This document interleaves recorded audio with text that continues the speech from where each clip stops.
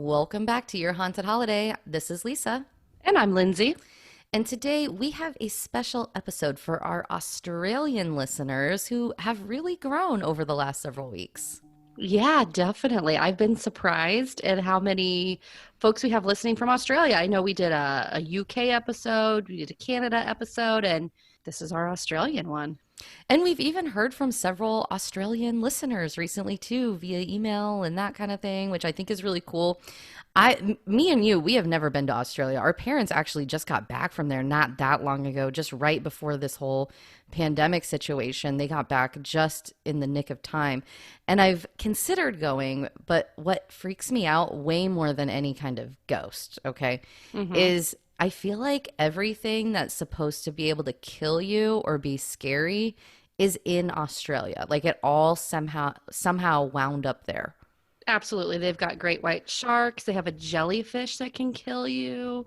They have saltwater crocodiles. Those are really These scary. are all bad combos. You know what's the scariest, I think, though, even though it can't kill you, is the huntsman spiders. If Yeah. if you guys have not seen a picture of these huntsman spiders, go look it up. And these spiders, by the way, for those of you who don't know what they are massive. Like some of them are the size of a small dog, okay? Ugh. It's crazy. And like this Australian I was talking to kind of laughed and was like, oh, they're really docile and slow and nice. And you just kind of shoo them out with a broom. No, heck no. I am a huge arachnophobe and I would die. I mean, how would you deal with that? I'd be calling the authorities. I don't know. I couldn't. I would rather take the ghosts at this location than any of those crazy creatures. Definitely. This one is going to be a scary one, though. There is tons and tons of tragedy. So you're going to have to be brave to go here, too. This is Your Haunted Holiday at the Monte Cristo Homestead in Junee, Australia.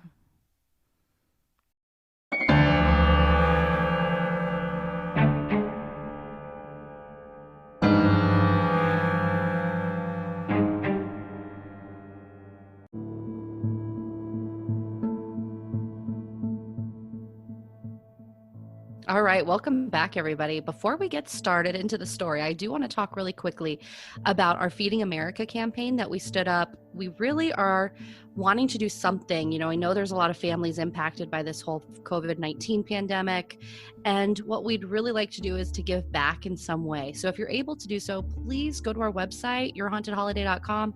I've also posted the link out on Facebook, and you can go to our Feeding America campaign where we're trying to raise funds to go to food banks that go all across the country.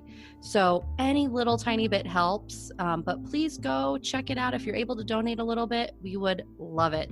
Yeah, absolutely. It makes such a huge difference for those families that need it right now. But are we ready to talk about some ghosts? I'm ready. There is a lot of them at this place, Lindsay. This is considered Australia's most haunted house, and several of the sites that I was looking at, they claim that this is the most haunted house in the world. Ooh, That's a big claim, so I that's a don't know. huge claim. Yeah. But I mean, there's supposedly up to 10 ghosts or spirits that are haunting this location. And Mhm. I gotta say, like, there is just horrible tragedy here, like just horrible luck, I guess. I don't even know, but it's just wowzers. This place Well, must have something attached to it that's, causing this kind of horrible stuff to hor- happen. horrible tragedy is one of our themes, right? I mean, that's most of our episodes. Yeah. So the Monte Cristo Homestead, like I said, it's in Junee, Australia, which is in New South Wales. And I'm not super familiar with the geography of Australia, but when looking at a map, it looks like it's not that far from Sydney. So if you're in a bigger city like Sydney, it's completely accessible. It's on the eastern side of Australia. Now, the Monte Cristo homestead was built in 1885 by the Crawley family. And the Crawley family consisted of Christopher, the husband, Elizabeth, the wife, and then they had 7 kids. And when they moved to Junee, Australia, originally they were actually pretty poor. They didn't have a lot of money, but the town actually blew up apparently because a railroad system was built through there, and they had a stop there on the railroad, and it really kind of built up the community. And they were able to make a bunch of money off of that. And so they really grew their wealth, and they decided to expand on their home and build this extravagant, like Victorian mansion for their family. And I would say they were considered kind of like pillars of the community. They were very involved in the church, and everybody there, really loved the Crawley family. Now, as we know, some people, they might be known one way in social circles, but then in private life, there may be another side to them. And there are some rumors that there was another side to this family. One was the wife, Elizabeth. They claimed that she was pretty cruel to the servants that worked there at the property. And one of the quotes that I saw was, she ran the house with an iron rod. And she just wasn't like a very nice person, I guess. Okay. But it gets a little bit worse. So the rumor is that Christopher, the husband, actually impregnated 2 of the maids over the course of their time living there. Jeez. Yes, and Some scandal. It is scandal, but then it got even worse because the first maid that became impregnated, she actually was either pushed or committed suicide from the upper balcony of the house, landing on the stairs below, and died. Oh my gosh. We hear about the balcony situation all of the time, I feel like. Sorrel Wheathouse. I mean, this is very typical. It is. The Crescent Hotel had another one. There's quite a few where somebody has either been pushed or they committed suicide. We don't know. And then they come back and, spoiler alert, come back to haunt the place, right? So, that happened to the first maid that he supposedly impregnated. The second maid had a son that was considered an illegitimate child. They speculated that this was Christopher's son, but nobody really knew. And this son, his name was Harold Steele. And pretty early in his life, he had a carriage riding accident and actually had a head trauma, which resulted in kind of a change in personality. Like, he became kind of abusive and a violent person. And so what his mom did in order to keep him at bay, I guess, and to stop him from being violent, was chain him up on the property. So he got chained into this, they call it online the dairy. And I'm kind of assuming, because this was a farm, so it wasn't only a big house, but they had stables and horses and that kind of thing, chickens, that kind of stuff.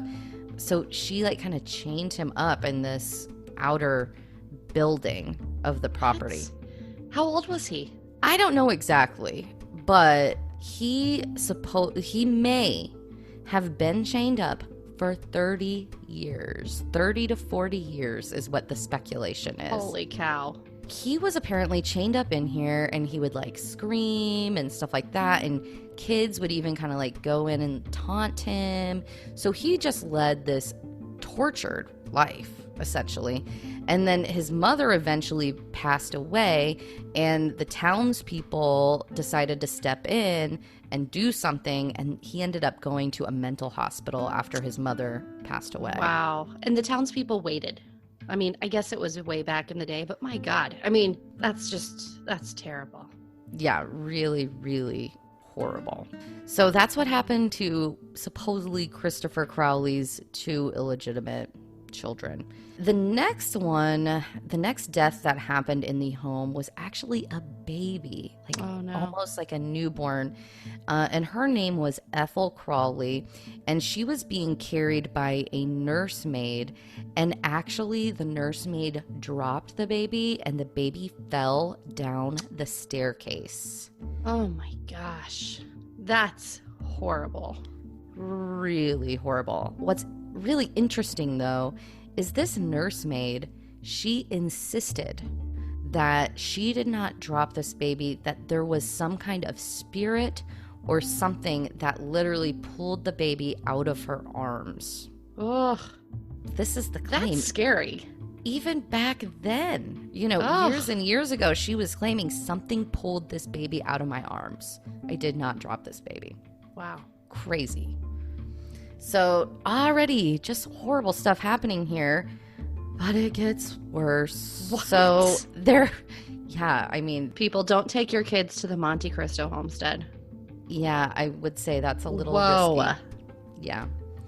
So another horrible way to go, listen to this. There was a stable boy, and his name was Morris, and he fell ill. He got super sick to the point where he could not even get out of bed. And he slept kind of in this like barn area, I guess, where he slept on a mattress that was made out of hay.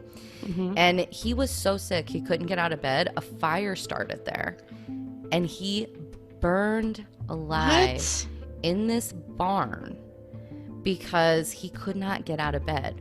Now, that's one theory. A second theory as to what happened is that his overseer, his boss of this kid, actually lit the hay on fire on purpose in an effort to call his bluff to say, now you're going to get out of bed now that it's on fire, but he wasn't able to. Oh my gosh. That's a terrible way to go. I think probably one of the worst. And I have a hard time believing somebody intentionally started that fire to call this kid's bluff, because are you going to risk burning the whole thing down to the ground in order to like convince some kid to get out of bed? Right. But how did it start? I mean, I guess it could have started any number of ways, but. Right. Who knows? So all that tragedy happened, when the Crawley family was living there. In 1910, Christopher Crawley died of what they say was heart failure, as well as blood poisoning due to an infected carbuncle in the neck. Carbuncle? What is a carbuncle? I just knew you were going to ask this question. So let me tell you what a carbuncle is. Okay, so I'm reading this from WebMD, and it says, a carbuncle is a red, swollen, and painful cluster of boils that are connected to each other under the skin. A boil, or furuncle, I don't know if I'm pronouncing that right, is an infection of a hair follicle that has a small collection of pus called an abscess under the skin, usually single. A carbuncle is most likely to occur on a hairy area of the body, such as the back or nape of the neck. Ew. Oh. Well, we've learned something new today. We did. I had to Google that one because when I read it, I was like, what on earth is a carbuncle? Ooh. And it appears it just was an infection that went too far, that wasn't under control. So he passed away, and then Elizabeth, his wife, basically became a recluse.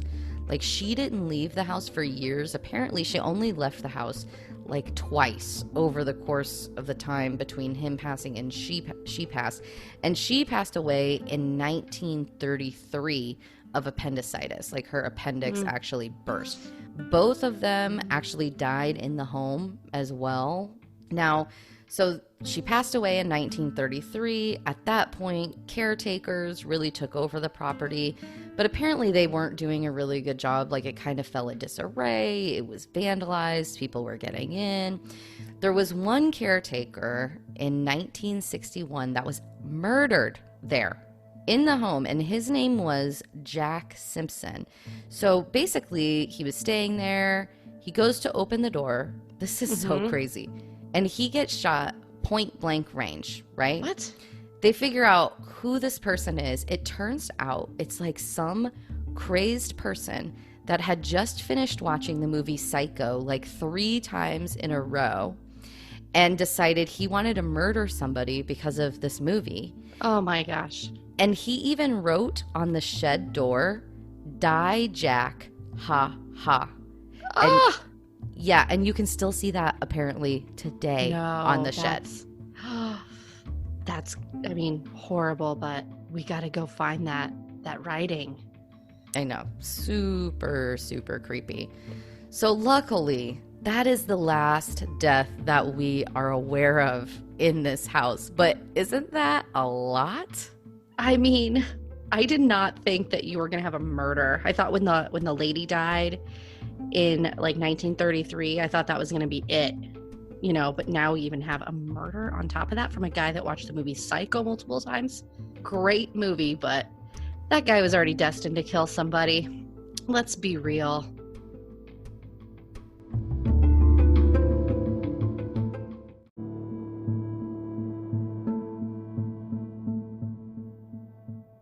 So after all this horrible stuff happens, the house is finally bought, and it's bought by owners that really want to restore it and make it pretty again. And it was sold to Reg and Olive Ryan in 1963. Now, not long after they moved in, did weird stuff start to actually happen, and actually before they even moved in. So when they were approaching the house on the road, they noticed that the house looked like it was lit up, like all these lights were on. But there was no electricity in the house at the time. The electricity was turned off. And so when they actually got up to the house, all the lights had turned off by themselves. Weird. So that was kind of their first experience. And they were like, whoa, we just bought this place. What the heck just happened? The other thing that happened to them is their cat and dog refused to enter. Oh, that's telltale. And it's not a good spirit if the animal is refusing to enter too, I believe. That's my guess. Probably. Unless maybe it's just a shy cat or dog. Like I have a shy dog that would be scared of anybody, whether it was good or bad, at first at least.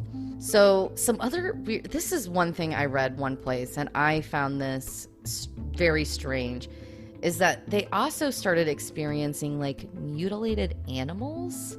Ugh. So like they have like a chicken coop, I guess. And all of their chickens in the coop got strangled. What? Yeah, like that's how it appeared. I don't think they physically saw them. There's a chicken strangler out there on the loose. I guess. But also, there was a parrot in a cage that also died of strangulation. Shut up. Okay, so I'm clearly laughing about this because, come on, people. What are the odds?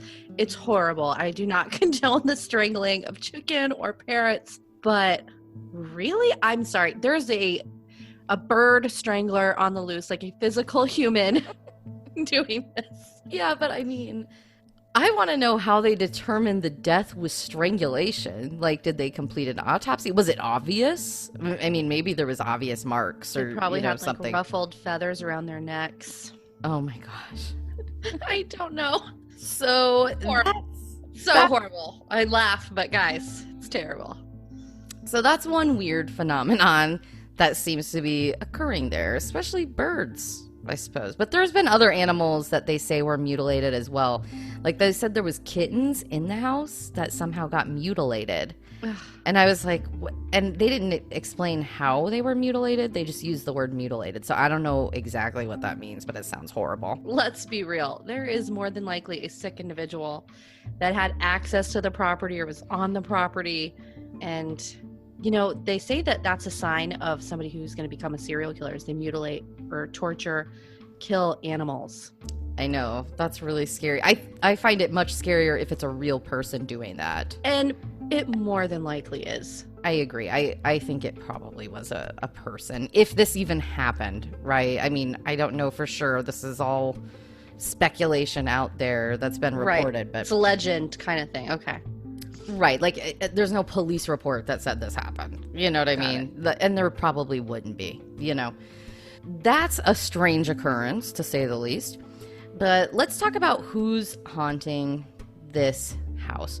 The first one, and probably the most prominent spirit in the house, is Elizabeth Crawley, the wife. And remember, she's the one that apparently was kind of mean, like was not a very pleasant person. And she can be seen wearing all black and holding a silver cross throughout the property. She also does not like it, apparently, when people are disrespectful of the home. Like, she kind of acts out. And, like, one thing I read, they said something like, you'll get the wrath of Elizabeth if you act up in the house. And it's like, but what does wrath mean, right? Right. One thing I found is that she will actually push people, sometimes actually push them out of a room. Can you imagine getting physically pushed out of a room? That would be quite frightening. It really would be. That's something I've never experienced, is actually feeling a spirit or having anything like that happen. But I know a lot of people have. Oh, I don't know how I feel about that. I'd rather just see it or hear it. Yeah, agreed. One sign they say to know that Elizabeth is around is that you will feel, and this is kind of odd, you will feel cold air dropping like snow in the air. Like, there's no physical snow, but you can just feel almost like droplets of cold air. And that is a sign that Elizabeth is around. Interesting. Yeah. Christopher is also seen, the husband, and he's mainly seen in the room where he passed away. Now, we talked about the maid who potentially committed suicide by jumping from the balcony. She is also seen, full body apparition usually, either up on the balcony where she jumped from, or on the stairs below where she actually landed. So she's usually outside the house itself.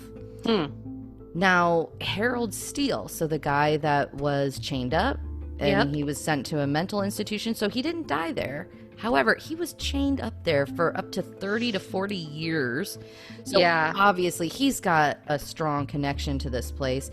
And you can apparently hear chains rattling in that area, as well as like screams and kind of like howling, like somebody wanting to escape. Wow. Kind of thing. I think anytime you have something like that traumatic, especially something that went on that long, they definitely don't have to die there. That's probably some sort of residual thing that's just been kind of left there, the energy that's just left behind because it's something so horrific. Exactly. Like, it may not be intelligent. It may just be like an imprint from the past that because it happened over and over and over again, it's just replaying itself. Right. That would be my theory. The other person, so the young stable boy, Morris, who died in the fire, you can hear him screaming on the property there as well. Also, where the baby was dropped on the staircase, there's apparently a lot of activity around that staircase in general. And, you know, one thing people say is like children get kind of agitated when they're there. Like if there's a child on a tour or something like that, like children kind of act like fussy on that staircase for whatever reason. The other thing they say is people have like just a sensation of almost being like pushed kind of thing when they're by the staircase, which is creepy.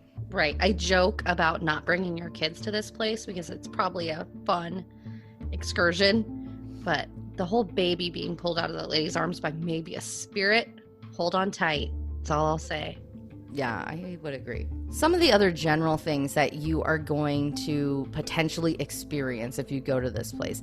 A lot of people, I guess, experience nausea, like their stomach gets really upset. Other people become faint and they might actually pass out. I was watching this one news report from Australia where they were covering this place and they were going through the tour and there were some people on it and people had to sit down when they entered this one area because they just felt like overcome where they just thought they might pass out and they needed to sit down for a minute. Wow.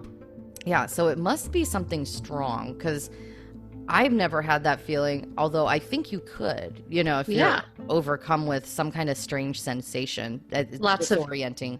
Lots of energy in the room or something that's not something you normally come across. I don't know. Yeah. I've never had that feeling either, but I could see how that could happen. Totally.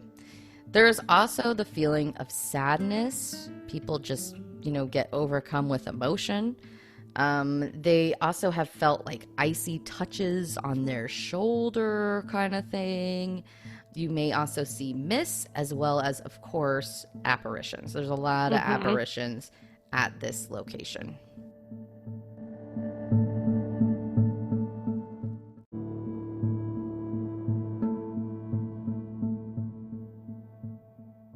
All right. So if you happen to be going to Australia or you are currently living in Australia, you definitely want to go check out the Monte Cristo Homestead. Like I said, it's supposed to be the most haunted location in Australia, maybe the world, according to some people. So this is one you want to go to. Now, here's what I'm going to say, guys. If you stay the night here, I'm going to talk about what this stay the night situation is. But it does not look extremely comfortable, okay? Mm-hmm. It looks like it looks like it's beautifully restored to what it would look like back in those days. But looking at some of the videos of people staying the night there, like the beds, I mean, they look adequate, of course. Like it's probably better than like camping in the woods or something. But like the linens, they don't look particularly nice to me. And maybe I'm just being, Yeah. I mean, that's kind of you find in some of these places, right? It's not your hotel. This isn't something that's where they make their most living. It sounds like they probably are selling more tours and stuff than an overnight stay. This is more for go stay overnight and experience some paranormal activity. This isn't go stay overnight on your fabulous fancy vacation. That's the perfect way to put it, Lindsay, because when you go to their website, that's really what you're buying. You are buying a paranormal tour.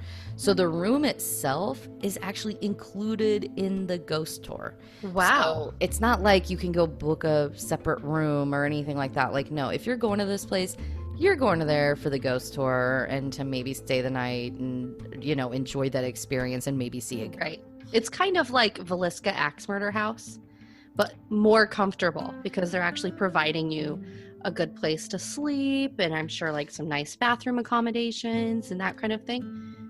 But you're ghost hunting. Right. It is way more comfortable than what you're going to be in the Villisca Axe Murder House. I will say that. Now, this is kind of cool. Listen to this. So they're ghost tours. They're $195. And here's what that includes. That includes a 3-course meal when you arrive for dinner. Oh, we're all about that. We love the meals that come with the price. Yeah, absolutely. I love that that's part of it. So you get that, and then you get a 2.5-hour tour of the place, and they give you all the ghost stories and all that. You get a room. Now, here's what I'll say. You do not stay in what they call the haunted room. So like the places where Elizabeth and Christopher may have died, right? Mm-hmm. Those are kind of like almost museum-like you get to go in there on the tour, but you can't actually sleep in the bed. So you're kind of in like what they call the old homestead house. So you're still on the property and it's still creepy AF, but you're not in the room where somebody actually died. As far as, right? But it's still haunted. Right. The whole place is. Now, after that, they say on their website you get breakfast and a small gift if you're still there. I love that. I know. I really like that too. So I don't know what the small gift is, probably a magnet or, something like that. But they really are about the ghosts. That's what they do there. That's awesome. I like that little touch. And that's all included in the $195? Yes. Wow. Okay, that's pretty good. Yeah, it's totally doable. Now, let's say you decide you want dinner and you want the tour, but you are not going to stay the night. You can do that too. That is $125. So personally, I'm staying the night if I can. Like, I think that is a better deal. Like, this dinner better be good for $125. No kidding. I agree with you. I think your better bang for your buck is overnight. And if you're there and you have the ability to do it, I say go for it. It seems like the rooms that you sleep in are comfortable enough. That's all you need. You'll be up all night. You're going to be up all night anyway because the place is creepy. I mean, that's just the reality. Right. The other thing I saw on their website, and I was not able to get a very good explanation for this, they have, and we know how much you love dolls. Supposedly there is a doll museum there. I mean, there's like knickknacks everywhere, by the way, in this place. Yeah. If you look at photos and you look at video of the place, like there is stuff, okay? It's not like a really nice hotel where everything's kind of pristine. No, there's like creepy dolls. There's mannequins. Like it reminds me a little bit of like the Thomas house. If you listen to that episode, to a degree, maybe not as much. But apparently there's some kind of doll museum. And all that I could find was like a photo on their website with a creepy doll that was like, this isn't your average doll museum. It's like, let's up the ante and make a doll museum at our creepy haunted house. Yeah, just to make it even worse. All right, everybody. Thank you so much for listening. We continue to see the new reviews come in. Thank you. Please, if you like the show, please subscribe and rate us 5 stars. We read all the reviews, so anything you can leave us, we appreciate. Also, come find us on our website, yourhauntedholiday.com. You can contact us if you have any interesting stories or even episode recommendations. We are happy to get those. You can find us on Facebook, Instagram, Twitter, and even YouTube. All right, stay healthy and safe, everybody.